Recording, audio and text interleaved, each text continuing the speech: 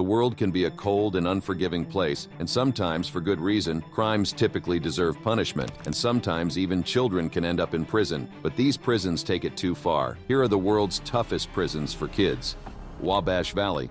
First, we'll delve into the dark and disturbing world of the Wabash Valley Correctional. The Wabash Valley Correctional Facility, located in Indiana, has a dark and storied history that has earned it the reputation of being the toughest prison for kids in the world. Built in 1992, this maximum security facility was designed to house both adult offenders and juveniles who have committed serious crimes. The construction of the prison was no ordinary feat, as it required extensive security measures to ensure the containment of its inmates. The architects and engineers tasked with designing the Wabash Valley Correctional Facility left no stone unturned when it came to security. The prison is surrounded by a towering 4.60-meter-high fence, topped with layers of barbed wire to deter any escape attempts. As if that wasn't enough, an electric fence was also installed to provide an additional layer of security. These measures were put in place to ensure that the young inmates would have no chance of escaping the confines of the facility. The construction of the prison was not without controversy. Many questioned the need for such a high level of security for juvenile offenders. However, the authorities argued that the severity of the crimes committed by these young individuals warranted the strictest measures. The goal was to create an environment that would not only punish the offenders, but also serve as a deterrent for others who might be considering a life of crime.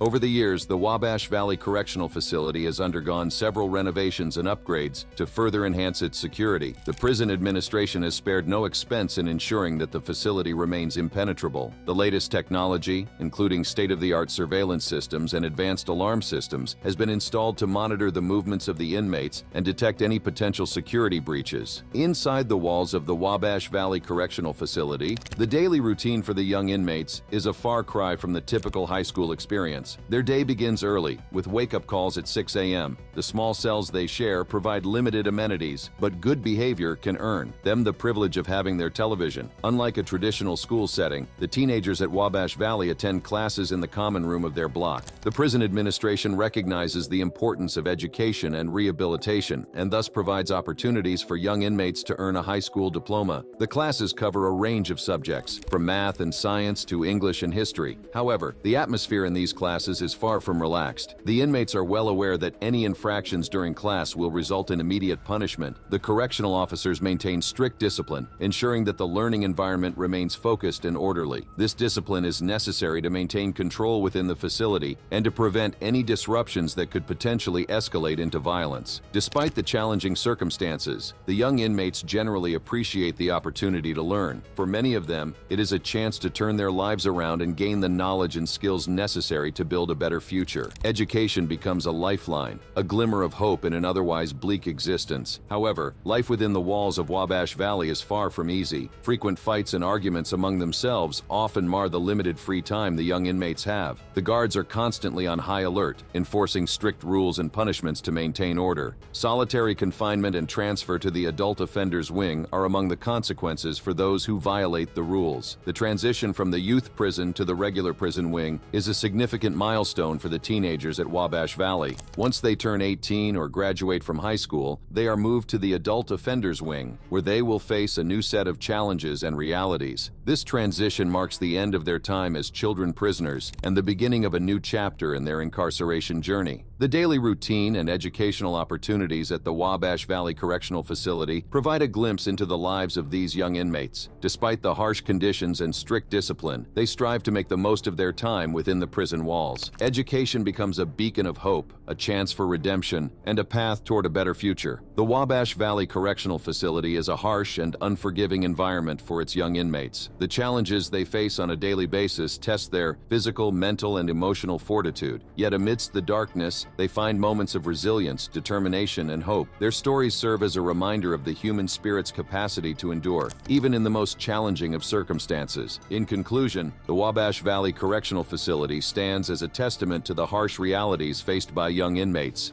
East Baton Rouge Juvenile Prison. The East Baton Rouge Juvenile Prison is a notorious facility known for its brutal treatment of young inmates. From its establishment in the 1900s to the present day, the East Baton Rouge Juvenile Prison has become a symbol of the harsh realities faced by children within the criminal justice system. It was established with the intention of rehabilitating and reforming young offenders. Originally known as a place of hope and second chances, it has since become a symbol of despair and abuse. In the late 19th century, the state of Louisiana recognized the need for a separate facility to house juvenile offenders. Prior to the establishment of the East Baton Rouge Juvenile Prison, young offenders were often incarcerated alongside adult criminals, exposing them to a corrupting influence that hindered their chances of rehabilitation. In 1902, the Louisiana State Legislature passed a bill to create a separate institution for juvenile offenders in East Baton Rouge Parish. The aim was to provide a more focused and specialized approach to the rehabilitation of young offenders, with the belief that early intervention and guidance could steer them away from a life of crime. The prison was initially designed to accommodate a small number of inmates with the capacity to house around 100 young offenders. However, as the years went by, the number of incarcerated juveniles steadily increased, leading to severe overcrowding within the facility. Over time, the East Baton Rouge Juvenile Prison gained a reputation for its harsh and punitive approach to discipline. The focus shifted from rehabilitation to punishment, with the belief that strict measures would deter young offenders from committing further crimes. Unfortunately, this approach only served to perpetuate a cycle of violence and despair. As the prison population grew, so did the challenges faced by the institution. Inadequate funding and resources meant that the facility struggled to provide basic necessities for its inmates. Reports of unsanitary conditions, limited access to clean water, and overcrowded cells became increasingly common. The lack of proper education and rehabilitation programs further exacerbated the problems within the prison. Many young offenders were denied the opportunity to develop the skills necessary for a successful reintegration into society. Instead, they were trapped in a system that offered little hope for a better future. In recent years, the East Baton Rouge Juvenile Prison has come under scrutiny for its treatment of young inmates. Reports of physical and emotional abuse, sexual assault, and neglect have raised serious concerns about the well-being of these vulnerable individuals. The prison staff, instead of providing guidance and support, have been accused of turning a blind eye to the abuse, or even actively participating in it. Within the walls of the East Baton Rouge Juvenile Prison, a strict set of rules and regulations govern the lives of its young inmates. These rules, intended to maintain order and discipline, often result in a harsh and oppressive environment that further exacerbates the already dire conditions within the facility.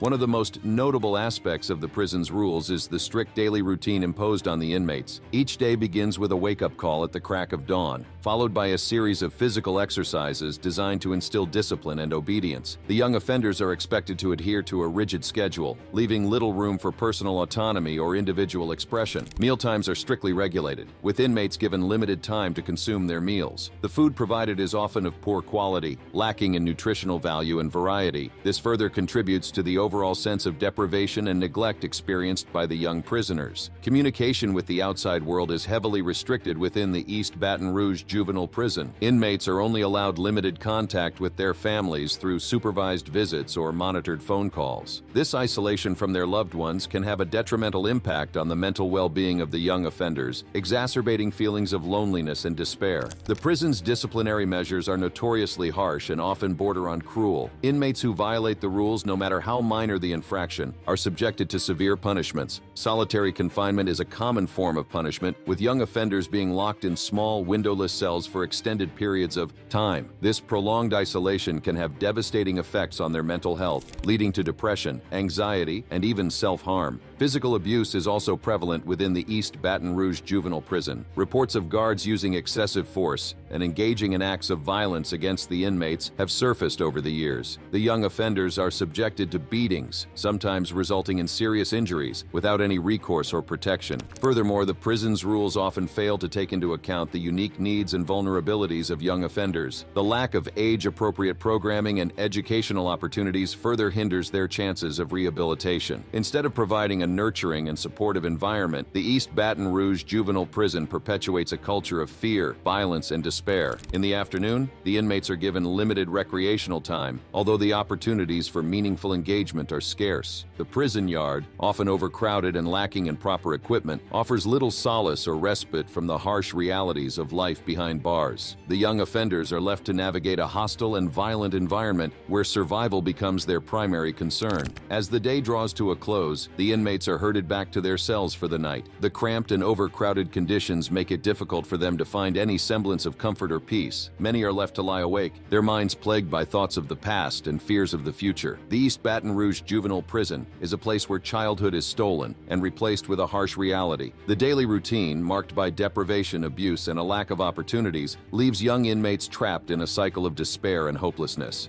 Alsbury Prison. Alsbury Prison is a tough and notorious correctional facility for young offenders located in Buckinghamshire, England. This prison is home to some of the most dangerous criminals in Britain, all under the age of 21. With 1 in 5 inmates serving life or indeterminate sentences, Alsbury Prison is designed to protect the public from these young individuals who have committed serious crimes. Aylesbury Prison, located in Buckinghamshire, England, has a long and storied history that has contributed to its fearsome reputation as one of the toughest correctional facilities in the country. Established in the 1840s, the prison was originally built to house adult male offenders. However, as the years went by, Aylesbury Prison underwent significant changes and eventually became a facility primarily for young offenders. Life inside Aylesbury Prison is a constant struggle for both inmates and staff. The daily challenges faced within the prison walls are a testament to the harsh realities of this correctional facility. From the moment they wake up to the moment they go to sleep, every aspect of their day is marked by tension, violence, and the need to constantly watch their backs. For the inmates, the first 24 hours in Aylesbury Prison are the most volatile. As new arrivals, they are particularly vulnerable, as they are not yet familiar with the prison's dynamics and the individuals they will be sharing their space with.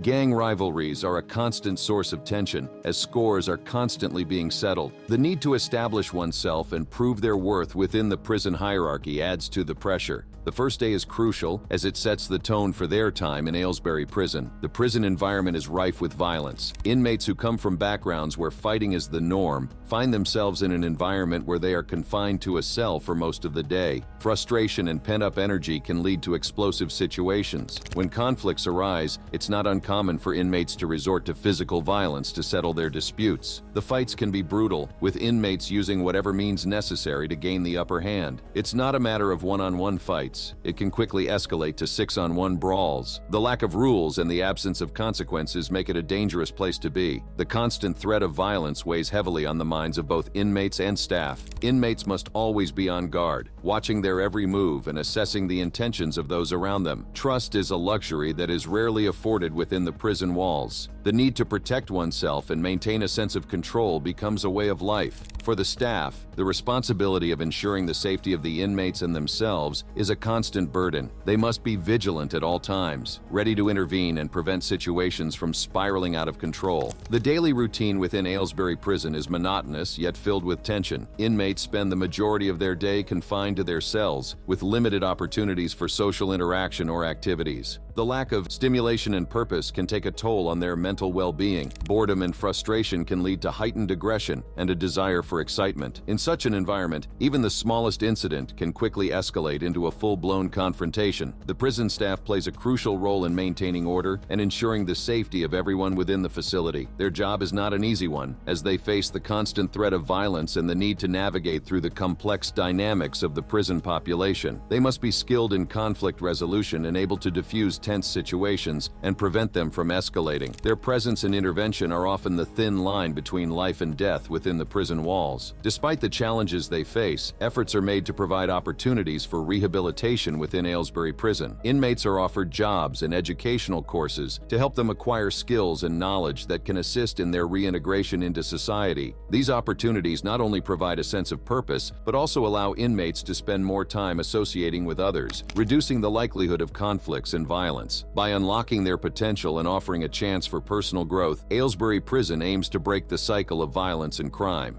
Wayne County Juvenile Detention Center. Next, Wayne County Juvenile Detention Center, a place that has gained notoriety as a tough prison for kids. Behind the walls of this facility, young lives are being shattered, and the system meant to rehabilitate them is failing miserably. From overcrowding to understaffing, the conditions inside this center are nothing short of horrifying. As we step inside the Wayne County Juvenile Detention Center, the first issue that immediately grabs our attention is the severe problem of overcrowding. The facility, originally designed to house a limited number of residents, is now bursting at the seams, accommodating more than double its intended capacity. This overcrowding has had a devastating impact on the living conditions of the juvenile inmates, creating an environment that is not only inhumane but also dangerous. Imagine being confined to a small cell with barely enough space to stretch your legs, with multiple other inmates crammed in alongside you. The lack of personal space is suffocating, both physically and mentally. These young individuals, already facing the consequences of their actions, are now subjected to an additional punishment, the constant feeling of being trapped and confined. The overcrowding also leads to a scarcity of resources. The limited number of showers and toilets available is simply not enough to meet the needs of the growing population. As a result, juvenile inmates are forced to endure long periods without access to basic hygiene facilities, exacerbating the already unsanitary conditions within the facility. The stench of unwashed bodies and overflowing toilets permeates the air, creating an environment that is not only unpleasant, but also poses serious health risks. Furthermore, the lack of space and resources has a direct impact on the quality of food provided to the inmates. With limited kitchen facilities and a high number of mouths to feed, the meals served are often subpar, if not downright appalling. Moldy bread, watery soup, and unidentifiable meat are common sights on the trays of these young individuals. The nutritional value of these meals is questionable at best, leaving the inmates malnourished and vulnerable to various health issues. The overcrowding also takes a toll on the mental well-being of the juvenile inmates. Imagine being surrounded by a constant buzz of noise, with no respite from the cacophony of voices and the echoes of despair. The lack of privacy and personal space makes it nearly impossible for these young individuals to find solace or a moment of peace. The constant exposure to the stress and tension of overcrowded living conditions only serves to exacerbate their already fragile emotional state. Moreover, the overcrowding has led to an increase in violence and conflicts among the inmates. With limited space and resources, tensions run high, and minor disagreements can quickly escalate into full-blown confrontations. The lack of supervision and the inability of the staff to effectively manage the overcrowded environment further contribute to the volatile atmosphere within the facility. The juvenile inmates are left to fend for themselves, navigating a hostile and unpredictable environment where their safety is constantly at risk. The impact of overcrowding on the Wayne County Juvenile Detention Center cannot be overstated. It is a crisis that not only compromises the physical and mental well-being of the inmates, but also undermines the very purpose of the facility to rehabilitate and provide a chance for these young individuals to turn their lives around. The overcrowding perpetuates a cycle of despair and hopelessness where the juvenile inmates are denied the opportunity for growth and transformation. In addition to the dire issue of overcrowding, the Wayne County Juvenile Detention Center is plagued by another pressing problem: severe understaffing. The facility, already struggling to manage the high number of residents, is now grappling with a shortage of staff, leaving both the employees and the juvenile inmates vulnerable to a host of safety and well-being concerns. The shortage of staff has resulted in a significant decrease in the staff-to-resident ratio, creating an environment where the employees are outnumbered and overwhelmed. Ideally, 2 detention specialists should be assigned to each pod, ensuring proper supervision and support for the juvenile inmates. However, due to the severe understaffing, most pods have only 1 specialist, if any at all. This leaves the employees working alone on a daily basis, putting their safety at risk. Imagine being a detention specialist responsible for the well-being and security of a pod filled with potentially volatile and troubled young individuals. The weight of this responsibility is immense, and the lack of support and backup from fellow staff members only adds to the pressure. These employees are forced to navigate a challenging and often dangerous environment without the necessary resources or workforce. The consequences of understaffing are felt not only by the employees, but also by the juvenile inmates themselves. With limited supervision and support, the inmates are more prone to engaging in risky and violent behavior. The lack of staff presence and intervention allows conflicts to escalate, leading to physical altercations and an overall increase in the level of violence within the facility.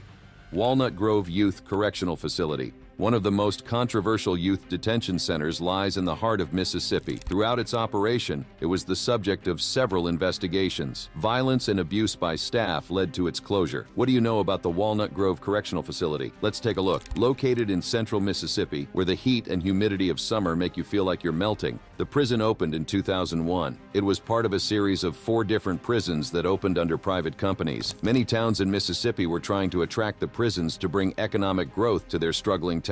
Facility opened with 321 inmates, but by 2009, it would house over 1,000 with expansions. The prison would have a total capacity of over 1,200, making it the largest youth facility in the country. Walnut Grove was first operated by Geo Group. In 2012, the contract was terminated, and a new 10-year contract was signed with Management and Training Corporation. In 2006, the facility age was higher, moving to 21. An audit showed that the staff-to-inmate ratio hovered around 1 to 60. A 2017 federal guideline stipulated that this ratio should be 1 to 8 during waking hours. At these levels, violence was not if, but when. In 2010, a class action lawsuit was filed against the conditions at the facility. The complaint noted that 67% of the offenders at Walnut Grove were there due to nonviolent offenses. It also noted that they exploited them by selling drugs in the facility. Youths handcuffed and defenseless have been kicked, punched, and beaten all over their bodies. Chemical spray was also used in excess. Following the investigation, the Department of Justice delivered its findings to the governor of Mississippi. They found it to be among the worst we have ever seen in any facility anywhere in the nation. The report even noted that some of the staff members were known gang members. Mississippi responded to the report, saying that, unfortunately, the contract does not stipulate the mandatory staffing levels and requirements. In 2014, a riot broke out at the facility on New Year's Eve. At least 18 inmates were transported to a local hospital after suffering injuries. MTC Corp downplayed the incident, saying only some inmates were injured. They added that the incident was due to gang violence. The facility was closed in June 2016 due to budget reasons. The state still owed over $153 million on the bond, which ends in 2028. The state had borrowed over $90 million in 2010 for an expansion. The FBI had opened an investigation into the facility called Operation Mississippi Hustle. They would uncover corruption and kickbacks involving state officials and a consultant. Consultant Robert Simmons was convicted in the scandal and sentenced to over 7 years in prison. He was responsible for bribing the government officials. The mayor of Walnut Grove, William Sims, pled guilty and received a 7-month sentence. The biggest conviction and sentence was Chris Epps, the corrections commissioner. He received an estimated $1.47 million in bribes for awarding state contracts. He was sentenced to 8.5 years in prison. Walnut Grove was quite possibly one of the most corrupt prisons to have ever existed. Offenders there suffered abuse at the hands of staff, while leaders were receiving cold hard cash. In the end, Walnut Grove Youth Correctional Facility stands as a chilling reminder of the corruption and abuse that can occur within the prison system. Ware Youth Center. Next, Ware Youth Center, a so-called juvenile detention facility that has become a living nightmare for the children trapped within its walls. Brace yourself as we expose the truth about this tough prison for kids. Within the Ware Youth Center, children are subjected to unimaginable horrors, from physical violence to sexual assault and psychological torment. In the heart of Northwest Louisiana, the Ware Youth Center stands as a grim testament to the repeated abuses suffered by its young inmates. Behind its imposing walls, a cycle of cruelty and violence perpetuates, leaving the children trapped within its confines in a state of constant fear and despair. The stories that have emerged from Ware paint a harrowing picture of a system that has failed to protect its most vulnerable population. At Ware, guards are meant to be the protectors and caretakers of the children in their custody. However, instead of providing a safe and nurturing environment, some guards have become the very source of terror for these young souls. Physical abuse runs rampant within the facility, with guards beating and choking their wards as a means of maintaining control. These acts of violence are not isolated incidents,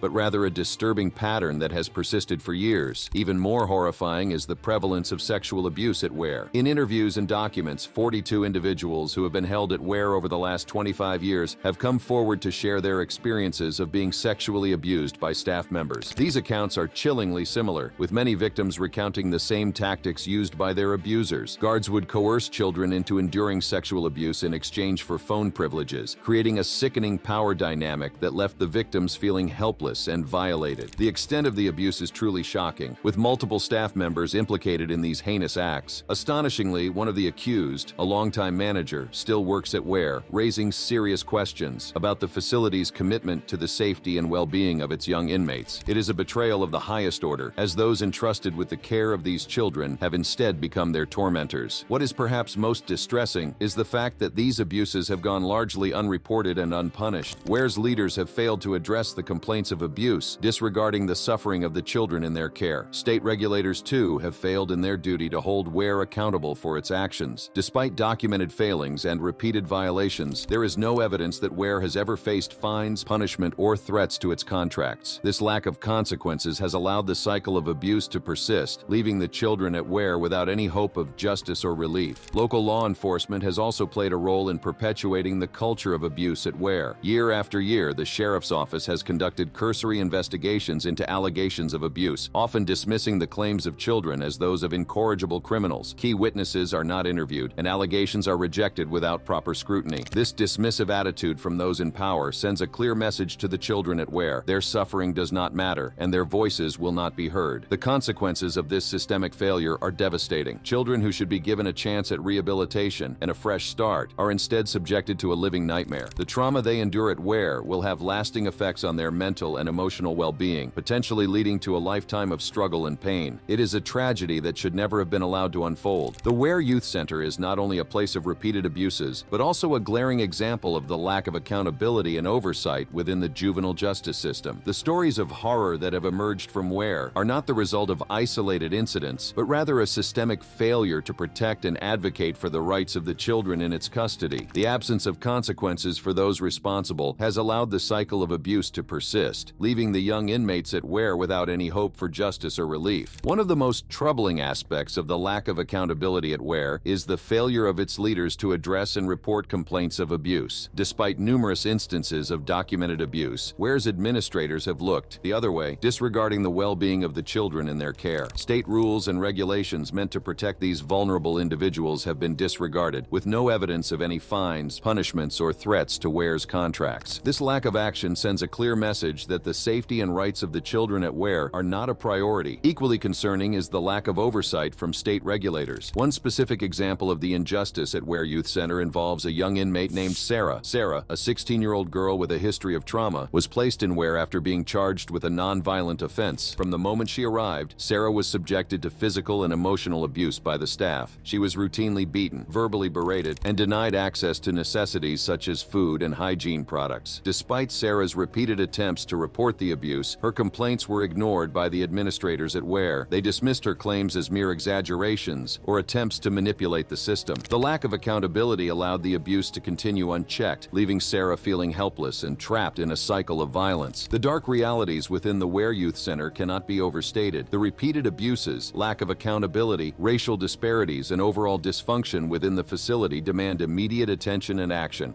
Los Angeles County Juvenile Hall. In order to understand the current state of Los Angeles County Juvenile Hall, it is crucial to delve into its troubled history, marred by a series of shortcomings and failures. These incidents have shed light on the systemic issues that have plagued the facility for years, leaving a devastating impact on the lives of the young inmates. One of the most significant events in the history of Los Angeles County Juvenile Hall occurred when a state regulatory board declared the Barry J. Nydorf and Central Juvenile Halls unsuitable to house predisposition youth. This declaration came as a result of a long list of violations and non-compliance with state standards. The facilities were found to be failing in their duty to provide a safe and rehabilitative environment for the young detainees. The county's plans for an overhaul of the juvenile detention system were met with skepticism by the board, deeming them insufficient to address the deep-rooted issues within the system. Representatives for the county requested a delay in the board's action, hoping for more time to implement changes. However, their request was denied, leaving the county with the daunting task of relocating the predisposition youth within a tight time frame of 60 days. These shortcomings are not isolated incidents, but rather a reflection of a deeply flawed system. The County Board of Supervisors has been grappling with the need to overhaul the troubled juvenile justice system for years. In an effort to address the issues, they recently approved a global plan that aims to improve the placement and care of juvenile detainees. The goal is to reduce the number of juveniles in custody and develop secure youth treatment facilities that prioritize rehabilitation and support. However, the road road to reform is paved with challenges. The plan comes with a hefty price tag, with overall costs anticipated to reach nearly $50 million. The county faces the daunting task of securing the necessary funds to implement the proposed changes. Additionally, the Sheriff's Department plans to deploy volunteer reserve deputies to help fill staffing holes, highlighting the staffing shortages that have plagued the facility. The shortcomings at Los Angeles County Juvenile Hall have not gone unnoticed by state regulators. The facility and the probation department have faced intense criticism over the conditions and treatment of the young inmates. In an attempt to avoid a state inspection, approximately 140 juvenile detainees were transferred from Central Juvenile Hall to Nydorf Hall. This desperate move only further highlights the systemic issues that have plagued the county's juvenile detention system. In late 2022, a shocking lawsuit was filed by nearly 300 boys and girls alleging abuse by county probation and detention officers. The allegations range from physical abuse to sexual assault, painting a horrifying picture of the treatment endured by these vulnerable children. The victims, ranging in age from 11 to 17 at the time, claim that probation officers sexually assaulted them while they were sleeping in various locations. Some perpetrators even offered rewards for these acts, creating an environment of fear and manipulation. What is perhaps most disturbing is the alleged cover-up and involvement of over 30 individuals, many of whom still work within the system and have even received promotions. This raises serious questions about the accountability and oversight within Los Angeles County Juvenile Hall. The lead attorney in the case is seeking both administrative and criminal action, as well as monetary damages for the victims who continue to suffer from the traumatic impact of the alleged abuse. These shocking revelations have brought the deep-rooted problems within Los Angeles County Juvenile Hall to the forefront. The lawsuit, filed on December 20th, 2022, serves as a wake-up call, demanding justice and attention to the atrocities committed against these young prisoners. The victims and their families seek not only monetary compensation, but also a sense of closure and accountability for the trauma they have endured. The lawsuits against Los Angeles County Juvenile Hall are not isolated incidents. They are part of a long history of allegations and legal challenges that have plagued the facility. The county could potentially face liabilities reaching a staggering $3 billion from abuse claims, highlighting the extent of the atrocities committed against these young prisoners. Thanks for watching. Click on the video on the screen for similar content.